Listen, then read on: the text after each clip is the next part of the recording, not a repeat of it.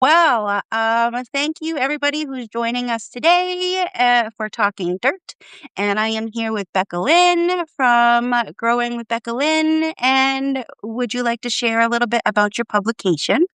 It has changed so much in the past 6, 7 months. I started it with composting, direct composting, specifically burying your compost because I had a very hate-love relationship with compost bins. I had one. Now I live in Canada, in Ontario. I know it doesn't get as cold as some places, but it goes down to about -35 some winters. And Mm-hmm. compost completely quit, right? There's nothing there. They freeze Sure. over Do until they nothing. warm up in spring, and it wasn't beneficial for me waiting on a compost for a whole year. And I wasn't into hot composting because I wasn't creating enough material to sustain one. And this does matter with backyard gardeners because I don't know if I've gone into great detail yet, but I don't agree with bringing outside sources into your garden if you don't know exactly where they came from, because there's a lot of issues now of things being chemically sprayed and ruining gardens.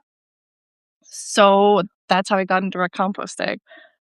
And I buried a lot. Everything, and that was from hunting scraps. So that would be when you gutted a fish or a moose Yeah. or any other thing. I buried it in the fall. And I still don't struggle with animals digging stuff up. And we've had raccoons, we've had baby raccoons. Yeah, like, I know some people struggle a lot, and I don't deny that. It's like, "Oh, that never" I know it happens because 'cause I've seen it happen. It's just So, part of working with nature.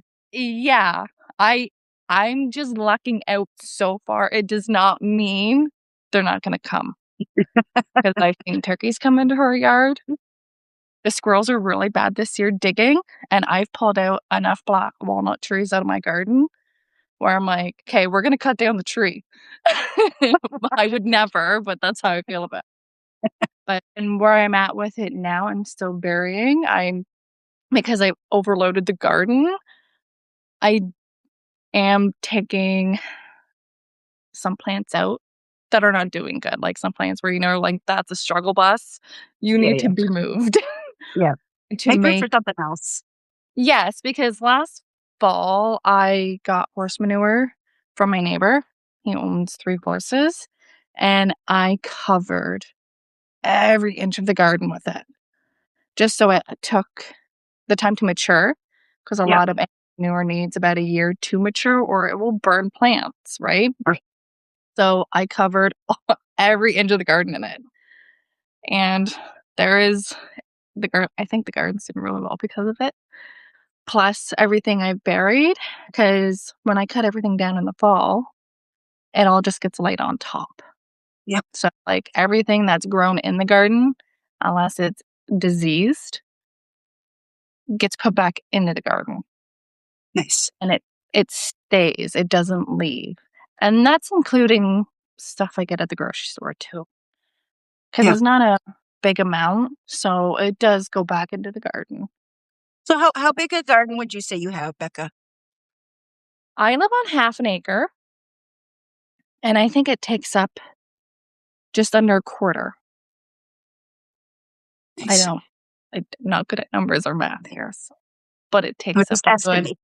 Yeah, I think it takes up about just under a quarter because it's all in the back, and then I have perennial flower gardens in the front. Ooh. Yeah, So, with your irises and your yeah, roses.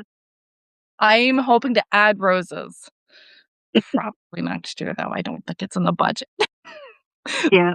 as, some other things came up, and I'm like, "Well, fine, I can wait." If I have It's to. Yeah, like, not a big deal. It's not gonna make or break my gardening experience, but There's room for more. Yeah, I yeah. have down so I have, I don't know, they have a lot of white flowers on this property, and it goes very well with this classic looking house. Like, I've got the Mhm. brown sort of, what do they call it, mansard style roof where it kinda goes like this, right? Doesn't go Okay, and like this. Yeah. Yeah. Yep. So, yeah, and that's something that's developed in France as a way to get more floor space out of their homes without having to pay more taxes on it, apparently. Up in Anyway, the attic. yeah. It's an So attic thing. right. Yeah, and the Yeah. walls inside those rooms upstairs are kinda slanted like that, so it's a little Yeah. awkward, but Um, anyway, the white so I've got white lilacs and white roses and I'm just like, but it Right. looks like if I would so all of the white lilacs are like along my driveway, I have a U-shaped driveway, and then the white roses are in that weird little courtyard thing that I have between my house and my bar, yeah. And so, if I was gonna put purple lilacs out front, that would look silly, I guess, against my house, but the white No, roses, necessar I tried to what's that? not necessarily. It would be that color pop.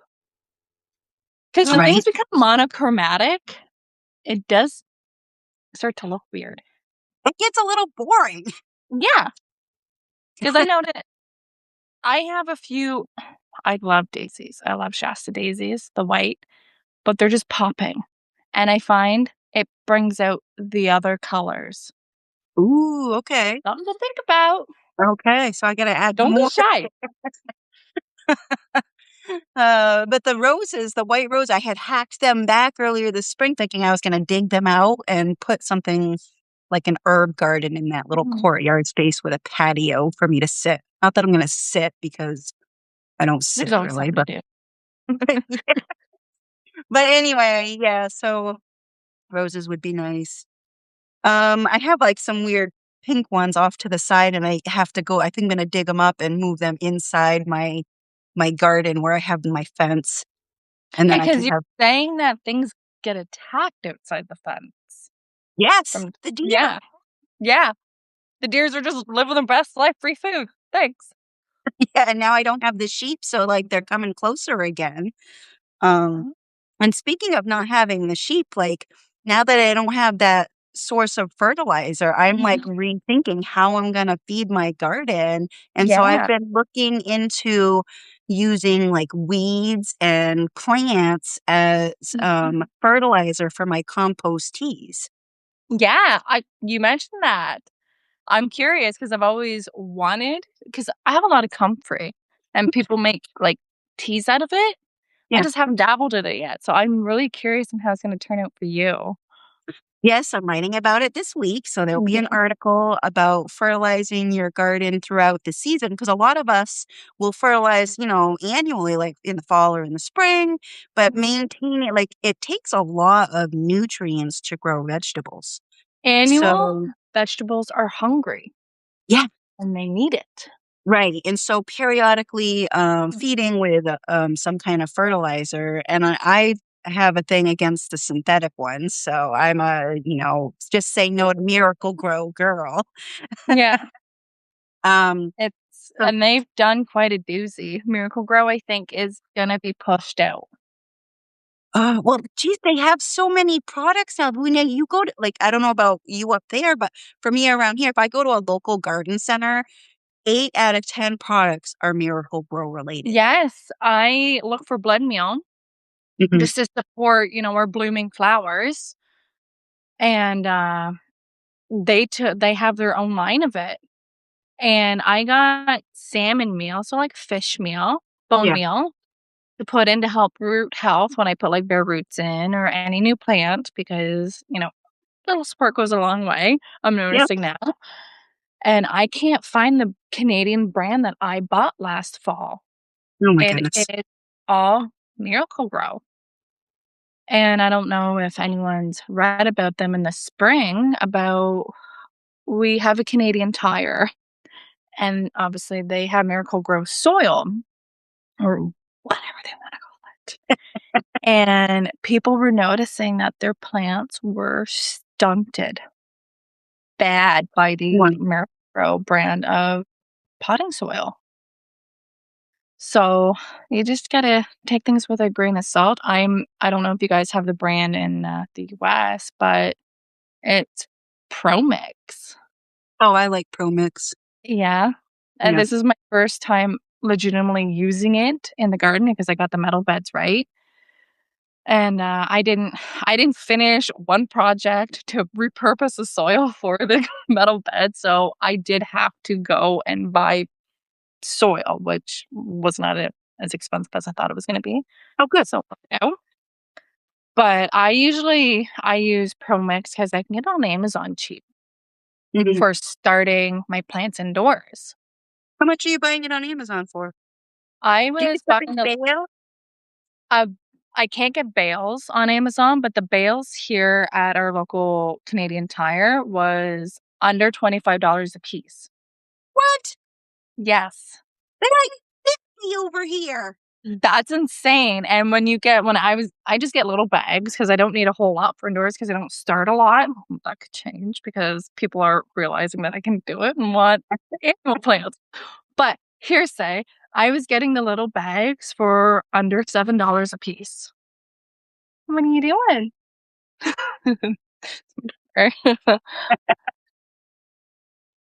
Okay, she's gonna play with her dollhouse. So that's kind of crazy. I don't know if it's specifically a Canadian brand, but I've always found that it works. And a client of ours has always bought it too for her garden Mhm. every year. I mean, like, she's in a different tax bracket than us, but she always put a bale or two in her garden in the spring, and then I had to argue my husband about this because I refused, but she would shake Miracle Grow pellets in it. And I'm like, "You're defeating the purpose." Yeah. He's like, "We can do that in the beds." And I'm like, "If you put that in this garden, you and I are gonna be divorced by the end of the day." Funny So, words, mister.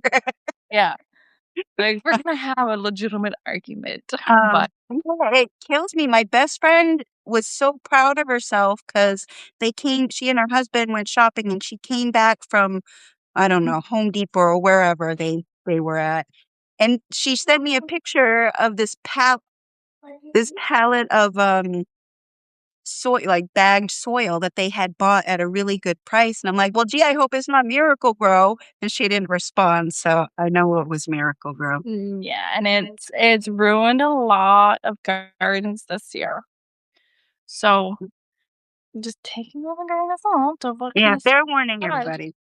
Yeah. But I'm not ProMix, a um, the Sunshine brand, because like I said, ProMix here is getting super expensive. Like, because we have the medical cannabis industry, and so I yeah, think a lot of those growers are using that now and it's because hiking the you price. I think it is. Yeah. Um, but the Sunshine brand, and there's another one that I've tried. I can't remember the name of it right off the top of my head, but any of those that have the micro I rising Yeah, I in heard Happy Frog is a good brand. what is it? Happy Frog? Oh, I haven't heard of that one. No? Okay, well, maybe it's not as broad then, maybe it's just a epic gardening thing and a few other YouTubers, but I'm noticing it's catching what is that? The West. Yeah, the West Coast. So that's California to British Columbia. It's making a big way from there over. Oh, I'll keep an eye out There. for it. So, I don't know if it's on your side yet, but I it's will have to look. yeah. Well, but, So I don't know what we don't have it up here.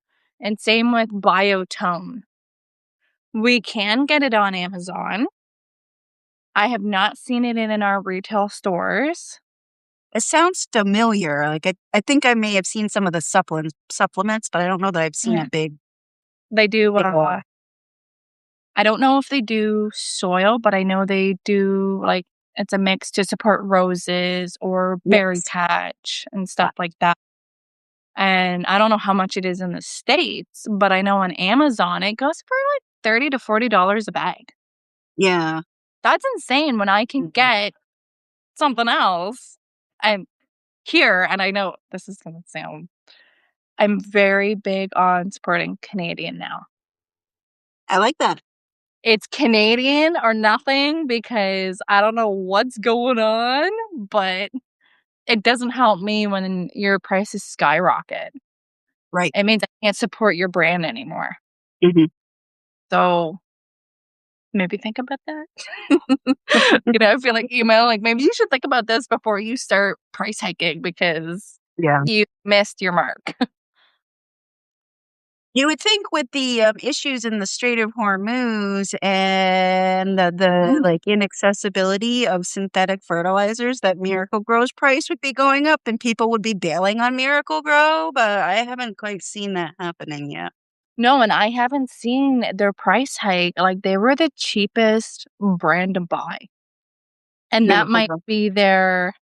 that might be how they break the market. Mhm. Yeah, well, and plus they're, like, Mhm, targeting beginning growers, people who don't know any better, and, mhm. it's really frustrating for me. Like, we're trying to Yeah. people think they're doing something good by bringing in fresh soil or fertilizers for their plots, and they're really just Just a moment, I think I'm being yelled at because someone's in the bathroom. okay, go ahead.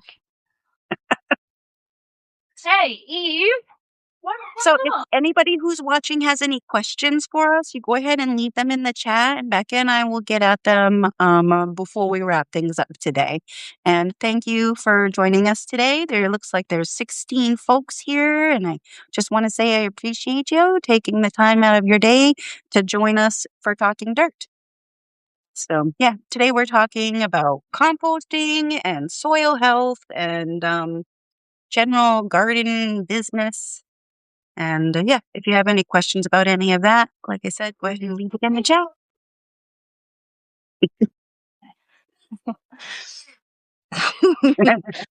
I'm the professional butt wiper in the house. Every household needs at least one. Yeah. Just one, though. If Yeah? Okay. No. One is good. One has learned. They're the ones working on it. Oh, the joys of motherhood. Yeah. In between everything, right? So you primarily do direct composting, so you're not using any kind of bin or special tools or anything like Um, that?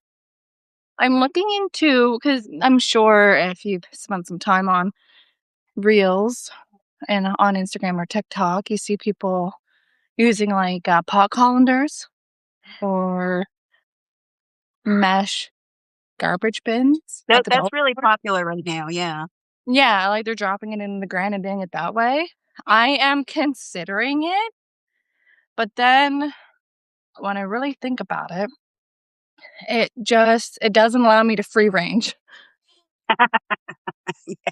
It's just one direct I spot, and like I'm that. like, well, if I do that, then I'm stuck with it kinda until everything's done. Because usually when I just bury it enough and leave it for 2 weeks, then I can plant something on top of it, and then you just move. And then, like, that's one of the biggest things when you do a dedicated space, you lose it. Right. And I think it's easier to just bury, and I mean, I've done massive bowls, whole watermelons, and just dumped them in, Yeah. covered them, left that space till I'm ready to put something there. And it So just you wait a little bit after you put yours in the ground? Yeah, Yeah. So I because did I gave it a try, and I did a couple of beds where I made a big long because I have like 25 and 50-foot beds. yeah, Um, so I dug a trench with my hoe all the way up through the middle of it, and then I laid yeah, it because I have my compost in 5-gallon pails in my house, and I put all of my food scraps in there. So, all of the chicken bones from making my dog food for BB, all of our household, like, scraps and everything. So mhm, I took that 5-gallon pail and I laid that in the trench and mm, covered it up, and I think I told you in our get to know you conversation how the neighborhood foxes came and dug it up, and I had just planted my beans, and so then I had to go back and, like, replant the beans, and my lines yes, are a little bit wonky, cockamamie. it's not like a straight line Yeah, anymore. right, and which is fine, the plants are growing fine, they don't care if they're straight or crooked. No, It's just me and my OCD that's like, "Oh, it's the no." inconvenience of a wild animal finding the goods and digging Yeah, it up, yep. which And when is, I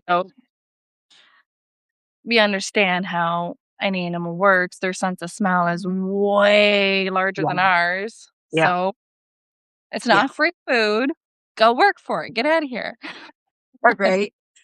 You get plenty of space out here to pour. But when I say neighborhood foxes, they're literally living across the street in my neighbor, like underneath my neighbor's house. So, which was cute. I'm like, I'm sitting in my office and I can look out my window and see these little baby foxes frolicking on the lawn. It's all But fun and you know, games until they come into the garden. there's the And I say that all the garden. time. It's my space. Yes. We, well, before, the land was sold beside us, it was just an empty lot, and it had the original homestead barn on it. There was foxes living under it. Before I came here, my husband and his parents would feed the foxes.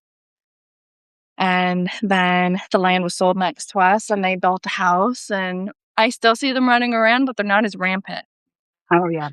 Yeah. So, and I just yesterday, my daughter found a baby bunny in our greenhouse. So I had to scoop him up with a pot and kick him out because the greenhouse is like 50 degrees. Wow. I'm like, I have to shut this because the winds pick up or, the weather decides to turn again. Yeah. Because let's be honest here, I had no idea what was going on last week because my weather app wasn't working like my husband or my mother in law's. Yeah. So when it was saying it was 30 degrees out, and in reality, it was like 42. My weather app wasn't saying that. So so if I had to close that greenhouse, it would have went up to like 60 degrees with this little baby bunny, and my kids are yelling at me, "Well, they'll just dig out." And I'm like, "He doesn't know how yet. He doesn't have the Right. skill set. Right. I need to kick him out." Oh, save the bunny. Yeah. We get bunnies every year, and, thankfully, they don't ransack anything, but I grow kale so they can eat it in winter. 'Cause Yeah. you'll see it all be chewed down, and they'll come back in Aw. spring, and then but that's the only reason why I grow kale, so just what no one eats it in this house. I will make Budakul. Yeah, I can fix that. I think your horsey's outside, is it not? Okay.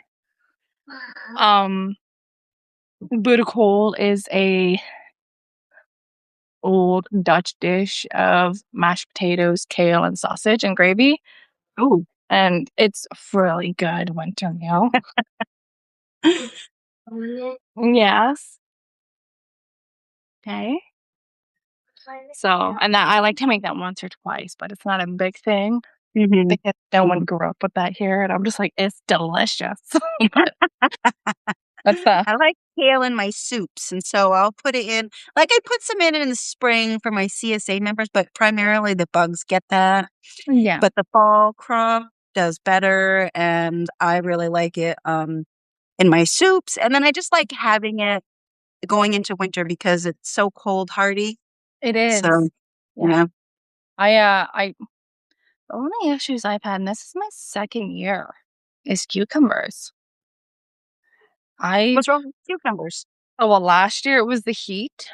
Oh, The yeah. heat really knocked them out, and it's only the cucumbers because the pumpkins are doing well and the squashes are doing well.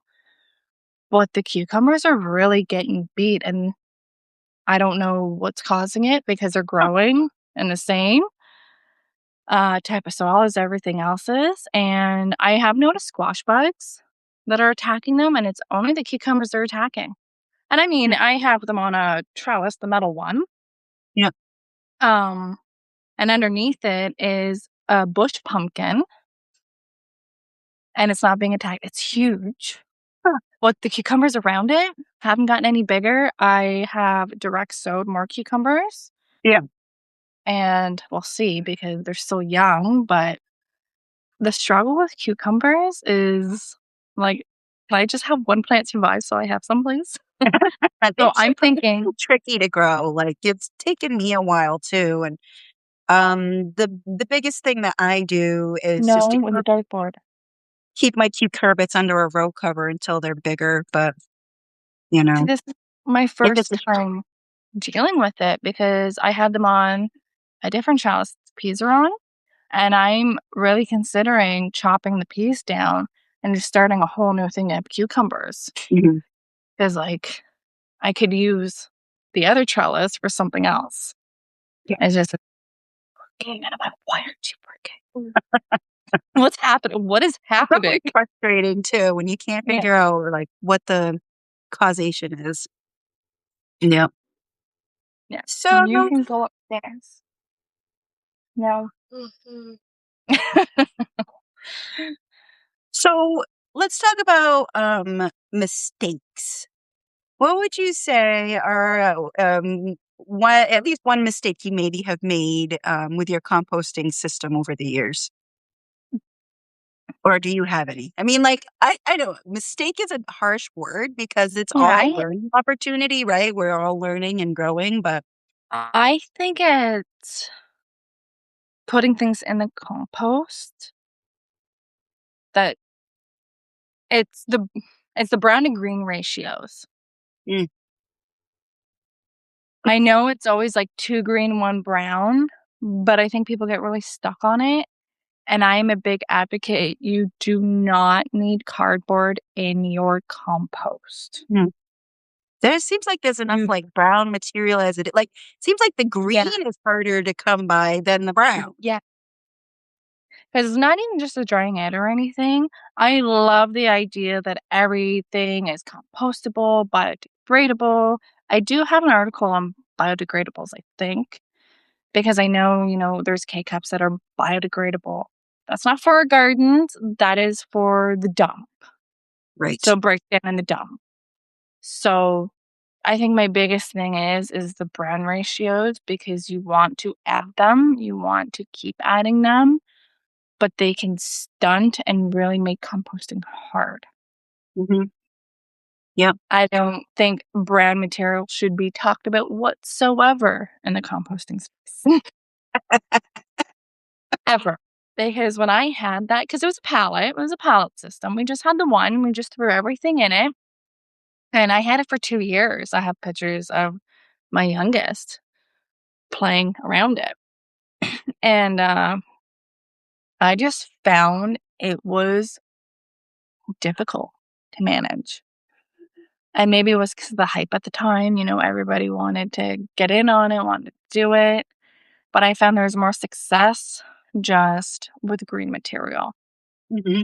And that means when I say, like, compost everything, any fall cleanup, if you're the kind of person that likes letting everything die back and maybe cleaning up a bit, not leaving it till spring, you do what you want in your garden.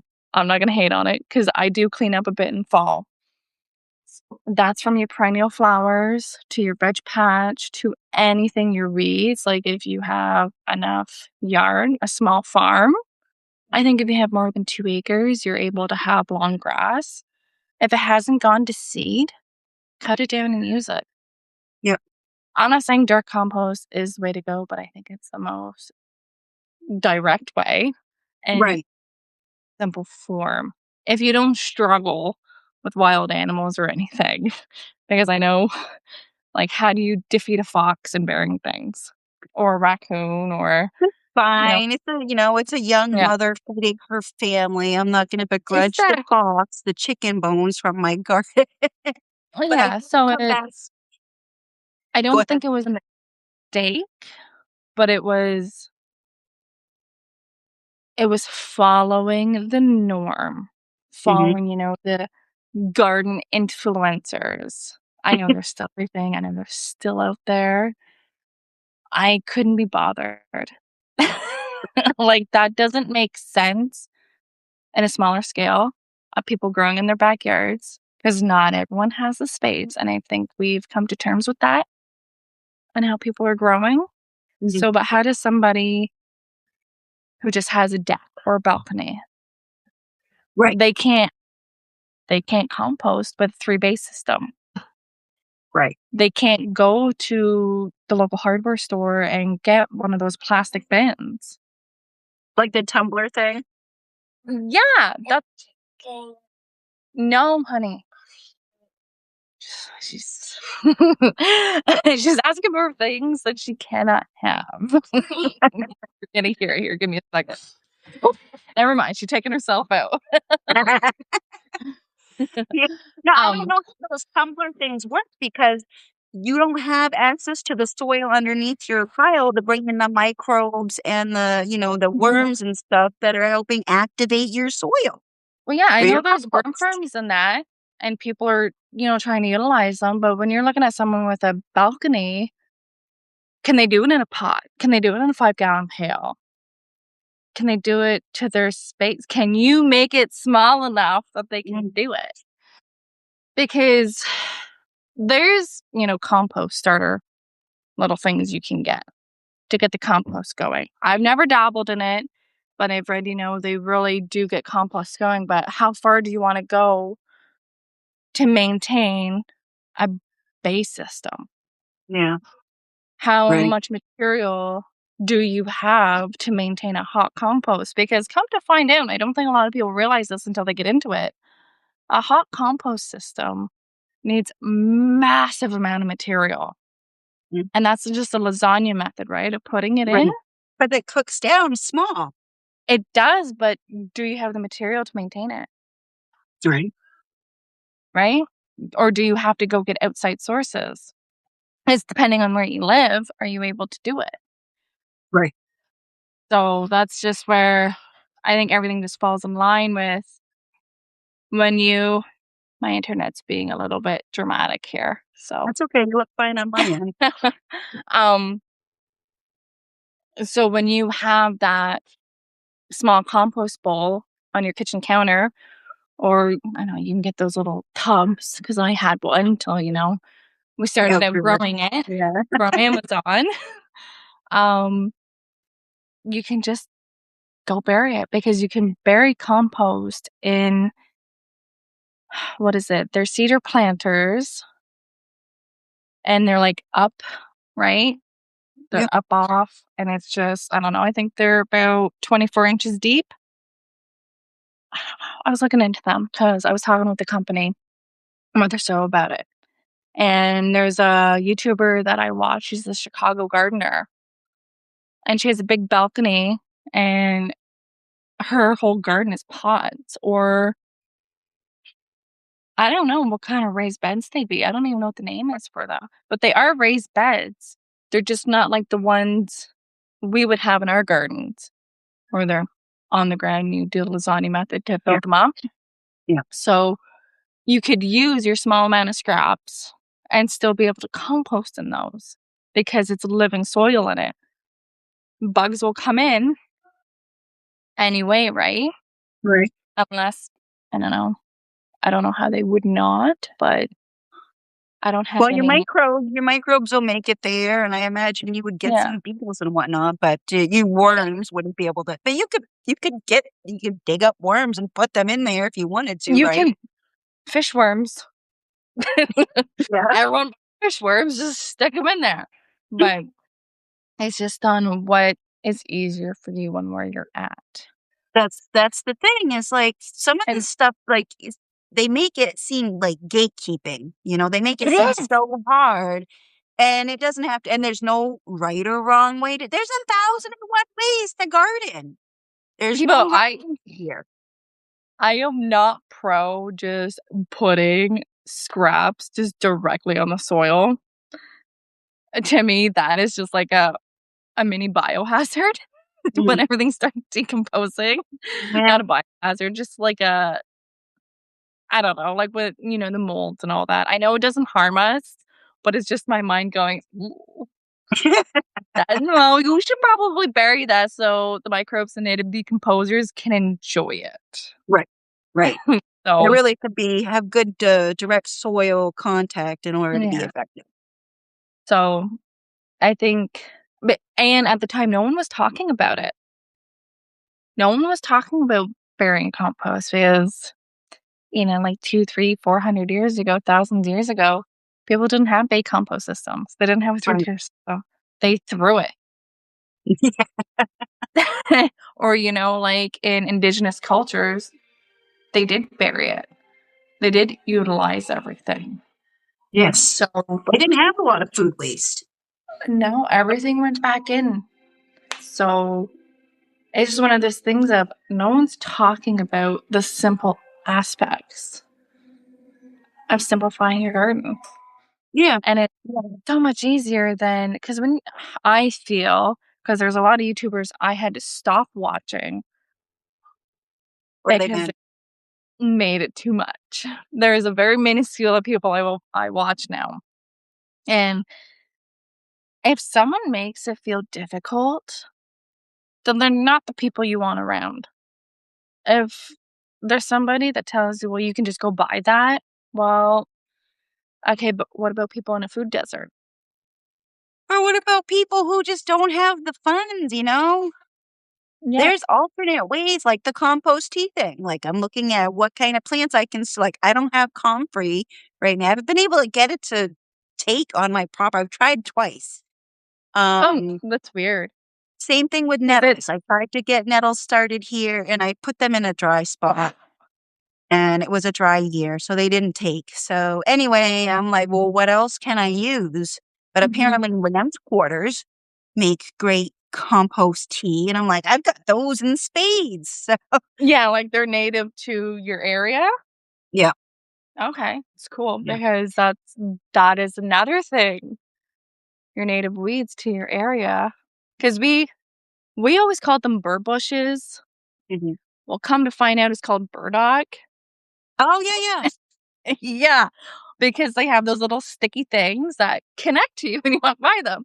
Yeah. Well, growing up, always called them burr bushes. Well, in my garden escapades and learning things when I first moved to my husband's houses, they had tons of burdock along our cedar hedge. Okay. And I filled it in now, but I mean, you couldn't walk by the cedar hedge without getting it just plastered on you. Oh, And those all I things are do so now obnoxious too. yeah, and I remember telling my husband, "Just let them grow because there's such healing properties to them. They're medicinal, they're really nice, like, the flowers are gorgeous on them." And Yes, he goes, yeah. "Sweetie, those are burr bushes." I'm like, "No, it's not, because 'cause I've never seen one grow from this big to a full bush. I've always Yeah. encountered them in fields messing me up." So, I was like, "No, it's not, it's fine." And come to behold, it's like, yeah, those are the little prickly things that little hitchhikers. So, when I was done dealing with them because they were a little invasive on the side of our property, I just went in the spring because things are wet enough, Yeah. and I just pulled them out. I know they have a deep taproot, but if you can get them young, like in Yep. their first year, you can pull them right out. When they're more mature, that root will break, and if they come back, you just go and pop it. Mhm.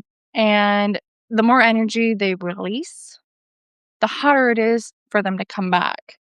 And now maybe I there's like a handful that Not so kinda bad. pop up here and there and behind the lilies and the hostas, but I just go in and I just pop them out. It's like, not a big deal, and then I will throw it down where they just turn into a mulch. Nice. So, that's so I guess that kinda goes in that's how I kinda deal with invasiveness. Anything, I just pop it and use it. You Yeah, wanna come back? You're just yeah. gonna be popped out. Well, eventually they're gonna get weak enough where they're not gonna be able to come back. Yeah, that is the idea. But and I think the biggest thing, and this is how you can control most of the mass spreading of a lot of plants is Right. cut them before they seed out. Yes. That's it. Excuse me. Because I had a comment yesterday because someone noticed I had bluebells. Mhm. I love them. They're gorgeous. They're I so didn't pretty. plant them. They are. The birds did. And I'm like, "Oh, we're keeping that." I was really nervous this year that we weren't gonna have them Mhm. because of all the digging and stuff I did. You wanna talk about a mistake first is planting ornamental Jerusalem artichokes along our fence line. The panic of figuring out that they just went in their first year nuts. Oh my goodness. I dug it all up, and then that was October, and then November, before the ground froze. I spent a Mhm. lot of time digging a lot of and I mean, they were tiny rhizomes. They weren't necessarily edible, You could Yeah. eat them, but they were small. And then the following spring, after learning a few things and not being so freaked out about it, I just learned, like, as long as I go and dig them up and get the rhizome or even the plant, it's fine. And that happened in 2024, the fall, because now they grow in pots. You wouldn't know that they were in the ground here. Oh, wow. So I find the odd one. I'm like, where'd you come from? But anyways, to go back to the comment about the bluebells, she told me because out in Saskatchewan, they can be invasive because they reproduce from seed and rhizome. And this is the biggest part I think people need to understand about their plants is how they reproduce. Hmm. Because Jerusalem artichokes can do the same thing in Central America or North America, sorry. They can produce seed and go crazy. That's why knowing what comfrey is matters too. And I'm like, she said, they spread by seed and rhizome and the plant looks this way. So like the leaf shape is heart-like and it looks like it doesn't attach or it doesn't have its own stem. And I'm like, mine don't look like that. And I've had them for 3 years now and they're still a tiny itty bitty patch. Yeah. I would love them to go wild. I just haven't figured out how they did it yet because, just out of sight, out of mind almost. Mhm. And she's like, well, maybe. Maybe they're not. Maybe it is native. I think they are because they haven't. And I've had them for 3 years Yeah, and yeah, they've they would have. been doing their own thing. Right. So a plant that I love because of the birds, I just learned from somebody else that they're invasive in a different province. So it matters too. I know everyone loves to throw the word around invasive. Oh, that's invasive. Don't do that. Well, come to find out, Jerusalem artichokes are native to North America, Hmm. Mexico, United States, and Canada, depending on, where you can find them, but more central USA because where winters don't freeze, you're able to dig them up and eat them, right? Yeah. So a lot of indigenous peoples lived off of it. Hmm. Now, so it's not invasive. It just, we don't know how to manage these plants Right, anymore because right. it's been lost to history. Yeah. And that's not from colonialism or anything like that. It's just things weren't passed down. That's the loss of skills that we've been talking about. Yeah. So Yeah. it's one of those things of you can put whatever you want in your yard, just understand how to reproduce. Because if you understand how to reproduce, you can do whatever you want. Right, and how to manage it. Like, I've got a patch of Jerusalem artichokes, but I've got, landscape fabric on either side, so it's kinda boxed in. And you know what? If it does spread outside of that patch, I just dig it up and move it. No big deal. Well, just suckered her nan into getting a toy. Okay. Oh, goodness. Wow. And so I See. think that's a big learning curve because I've noticed a lot, like through threads and Substack because that's where, we hang out the most and I read the most now. Yeah. People really love to yell about invasiveness and native plants. And someone made a very valid point of when does a plant become native? Something that's been here for the last 500 years because it was brought over. Right. Is it invasive or is it native? Because it's That's a good cultivated question. here. Yeah. It's cultivated here for the last however many years. It's not ruined the ecosystem. It's worked its way into it. It supports other plants. It supports our pollinators. Yeah. When does a plant become invasive? Right. Yeah, Yeah, that's obviously, we do not stop planting that. But I think understand how things reproduce. that's pretty key. Yeah. So, what's one visible sign that when you're looking at your soil that you can tell it's healthier than it was 2 years ago? It's not dry and it's not sandy Mhm. because I'm still struggling. Mommy, that one's gonna be dark. Cute. Our front flower beds, I don't know how long they've been done, but some parts of it is still sandy because they're built in a stone box pretty much. Mhm. Mommy, And that that's a baby boat. good for you. And there's landscape fabric going down underneath it. And I ripped it off from the top because it was killing some plants a few years ago. And some parts of it is still sandy, still hard to work with. Like I have to specifically put drought tolerant plants in those areas. It benefits the whole bed because it's full sun all day, like burning. Wow. But I've had to put salvia, veronica, asters because Yeah. even though they need to be deeply watered right now because they're new plants, when they're mature, they'll enjoy that space. Yes. And I've noticed with one half of the bed out there, beautiful growth. Tulips, daffodils, peonies, arcedium, and irises. Gorgeous growth. And I noticed in the spring, the other half, my tulips had a hard time coming up. Things were a little farther behind. And I'm like, okay, so this side of the bed needs more support. Well, So yeah, I, same thing in my garden. The parts where we have put all of the sheep litter and the chicken manure, that part of the garden is producing yeah, fantastic. Like my squash patch is gorgeous this year. But yeah, the back end of the garden where we haven't trucked material back, that's yeah, where I'm seeing slower growth and yeah. it's just dry and it looks sad.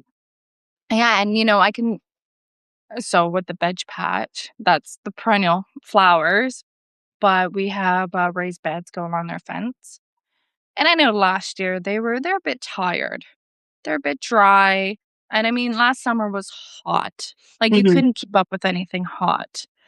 And since putting had been 5 to 6 inches of horse manure down, they're doing a lot better. Like when I put my hand into the soil and I think this is it, you gotta feel it. You can look at it, but it's when you feel it. Right. It's okay for the top inch, inch and a half to be dry because that's, where everything is. If you Yeah. don't, but when you put your hand down and it feels cooler, it feels more moist. Mhm. And when you bring it up, and you can just see how dark it is. Right, and you can see, like, it's teeming with Yeah. life. You can see it. Yeah. And you could probably see like the fungi network, the bugs. My biggest thing is when your native decomposers don't move in, you talk about fungi all day. Right. But when your native decomposers, and that's beetles, worms, could be your ants, could be anything. I mean, we've got ant problems this year. But if you don't see them, then there's something wrong. Mhm. And I think that was the biggest joy I had with our front flower beds. I'm starting to see worms. I'm starting to see, bug life. And I'm like, thank God, because I'm like, I'm getting discouraged. Right. Like someone told me that I should in the fall dig out every plant Mommy, that one out there yellow. and rework it, add soil, Mommy, add this, add that. And I'm like, yellow. but then I'm in the same boat in 3 years. Yeah. Right. So to digress about that. So if you have a new garden built and you bring in soil from a landscape company and it's not nice, get compost. I don't care if you get straight up sheep manure or cow manure from your local hardware store. Put it on top. When you are putting new plants in, and I Mommy, can, that one I don't get under you. good job. um, when I took out the big hostas, they left massive holes. Mhm. I filled it with compost before Nice. I put new plants in. and you can tell the difference. And I'm noticing this with the salsa mango roses I planted on the ends. It's one side's doing really well, but the other one still looks smaller. Mhm. So I know when this heat is done, or if I get a week of cloudy weather, I'm gonna have to go up and pop it up and dig out a lot of that crummy soil because it just won't give, Mhm. and put a bag of compost in Yeah. and see if it helps because it's it's stressful sometimes. Yeah, sure. Well, Because I you put don't a lot of work into these plants, Yeah, right? And so when they're not thriving, we really feel it. yeah. So that is you don't have to bring stuff in. Yes, you may have to wait. It is a hurry up and wait game. You cannot get instant results and think you're gonna get the same thing the following year. Right. Because when Yeah. you add synthetics, when you add that instant output, you're not gonna get the same results the following year. No, 'cause So it's not long lasting, and so no. when we're composting, anything in the garden really is a long game, and so you have to kind of It get takes that mentality that you're in it for the long haul and you're trying to build this relationship with, nature Yeah. through your soil. I I should do an article this year about it, the difference of the soil out there. Out back, like, I'm growing on land that shops and barns have been buried in. Mhm. Out back. I dig up a lot of stuff. You don't see sand, you don't see anything out there, like, but you can really tell the difference of our 10-year-old bed to our 6-year-old beds to our newer beds. And it's Mhm. just the quality of soil and the work into it. So our 10-year-old beds are fluffy, gorgeous, like, they're our workhorse. Primo. Yeah. So, and then when you get out front and growing in the input of that soil that came from I think it came from the guys from in town, like, but anyways, you can tell the quality difference. Mm. And I what was it? I dropped 3 raised beds last year. Oh, really? I did, because of how bad it was to maintain them in the heat, Mm. and those areas are doing great Oh, being in good. ground. Yeah. Nice. That's why I think it's really funny I dropped 3 beds and I add 2 beds. So but those metal beds are doing phenomenal, and I think it's Awesome. because I did, like, a hugelkultur method in them, Yeah. because we had the supplies, we have tons of wood.